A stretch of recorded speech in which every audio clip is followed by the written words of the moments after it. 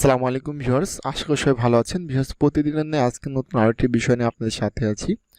Viewers, আজকে আমি শিখাবো মাইক্রোসফট অফিস এক্সেল থেকে এই শর্ট অ্যান্ড ফিল্টারের কাজ। তো ভিউয়ার্স, শর্ট অ্যান্ড ফিল্টারের কাজটা খুবই ইম্পর্টেন্ট মাইক্রোসফট অফিস এক্সেলের ক্ষেত্রে। তো ভিউয়ার্স, শর্ট অ্যান্ড ফিল্টারের কাজ কি? শর্ট অ্যান্ড ফিল্টারের কাজ হচ্ছে কোনো কিছু সেকে বের করা। তো ভিউয়ার্স, ভিডিওটি শুরু আগে আমার একটি রিকোয়েস্ট, যারা আমাদের এই ইউটিউব চ্যানেলটি নতুন অবশ্যই চ্যানেলটি সাবস্ক্রাইব করবেন। আর যারা এখন আগের ভিডিওগুলো দেখেনি অবশ্যই আগের ভিডিওগুলো দেখবেন। আগের ভিডিওগুলো আমাদের এই ভিডিও ডেসক্রিপশনে জব কোর্স নামে একটা প্লেলিস্ট দেওয়া থাকবে, সেখানে ক্লিক করলে পরে আপনার সিরিয়াল টোটাল ভিডিও পেয়ে যাবেন। তো ভিউয়ার্স, এই যে শর্ট অ্যান্ড ফিল্টার, এইটা কাজটা আমরা কীভাবে করব? দেখতে পাচ্ছেন এখানে আমাদের একটা বেতন শীট তৈরি করা আছে। তো এখানে দেখেন আমাদের সামান্য 12 জন অর্থাৎ সামান্য 10 জনের শীট আছে।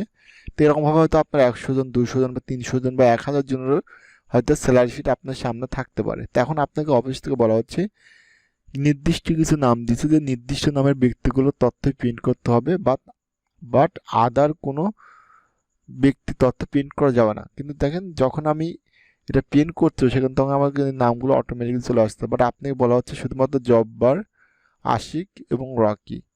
জব্বার, আশিক এবং রকি এই তিনজন ব্যক্তির তথ্য প্রিন্ট করতে হবে এবং আদার্স কোনো তথ্য প্রিন্ট করা যাবে না।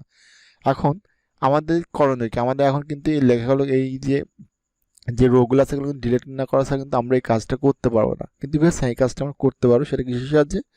সেটি হচ্ছে আমরা শর্ট অ্যান্ড ফিল্টারের সাহায্যে করতে পারবো। কিভাবে? দেখেন, আমরা প্রথমত এখানে কার্সর যে কোনো একটা ঘরে কার্সর রাখবো। রাখার পর আমরা শর্ট অ্যান্ড ফিল্টার আসবো, আসার পর জাস্ট ফিল্টারে ক্লিক করবো। তাহলে দেখতে পাচ্ছেন যে আমাদের প্রত্যেকটি কলামে কিন্তু একটা করে চিহ্ন চলে আসছে। বুঝতে বলা হচ্ছে যে এই জব্বার, আশিক এবং রকি শুধু এদের তিনজনের তথ্য প্রিন্ট করতে হবে এবং আদার্স কোনো ব্যক্তির তথ্য প্রিন্ট করা যাবে না। সেক্ষেত্রে আমরা যেটা করব, আমরা এই ফিল্টার চিহ্নতে ক্লিক করব। ফিল্টার চিহ্নে ক্লিক করলে পরে আমরা সরাসরি মধ্যে চলে আসবো।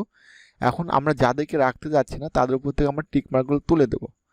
তা আমরা চাচ্ছি যে আকাশ থাকবে না, আলামিন থাকবে না, আশিক থাকবে, বাচ্চু থাকবে না, করিম থাকবে না, রহিম থাকবে না, রোকন থাকবে না এবং সোহেল থাকবে না। শুধুমাত্র থাকবে হচ্ছে এই তিনজন ব্যক্তি। এরপর জাস্ট ওকে করেন, দেখবেন যে শুধুমাত্র এই তিনজন ব্যক্তির তথ্যটাই কিন্তু আছে, আর আদার্স কোনো ব্যক্তির তথ্য কিন্তু নেই। এখন আপনি জাস্ট কি করবেন, আপনি এখান থেকে প্রিন্টে আসবেন, প্রিন্টে এসে আপনি এটা প্রিন্ট করে দিবেন। ওকে, এটা আপনি প্রিন্ট করে জমা দিয়ে দিবেন। জমা দিয়ে দেওয়ার পরে আপনি আবার যেটা করবেন, আপনি আবার ওটাকে ফেরত নিয়ে আসবেন। এখন ফেরত নিয়ে আসলে আমরা কি করব, আমরা আবার এই ফিল্টার চিহ্নতে ক্লিক করব। ক্লিক করার পর জাস্ট সিলেক্ট অল, এরপর জাস্ট ওকে। ভিউয়ার্স, এরকমভাবে আপনি হাজার হাজার এমপ্লয়ার থেকে নির্দিষ্ট ব্যক্তির তথ্যগুলো কিন্তু প্রিন্ট আউট করতে পারবেন জাস্ট এই শর্ট অ্যান্ড ফিল্টারটা ব্যবহার করে। তো এইটা কিন্তু খুবই ইম্পর্ট্যান্ট একটা কাজ আমাদের এক্সেল এর ক্ষেত্রে, এবং এটা যে কোনো সরকারি বেসরকারি অফিসে কিন্তু একান্ত প্রয়োজন।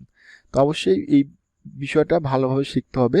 তো ভিউয়ার্স, আশা করি আপনারা বিষয়টি ভালোভাবে বুঝছেন। তো যদি ভিডিওটি আপনার ভালো লেগে থাকে তাহলে অবশ্যই আমাদের ইউটিউব চ্যানেলটিকে সাবস্ক্রাইব করবেন আর অবশ্যই একটি লাইক করবেন।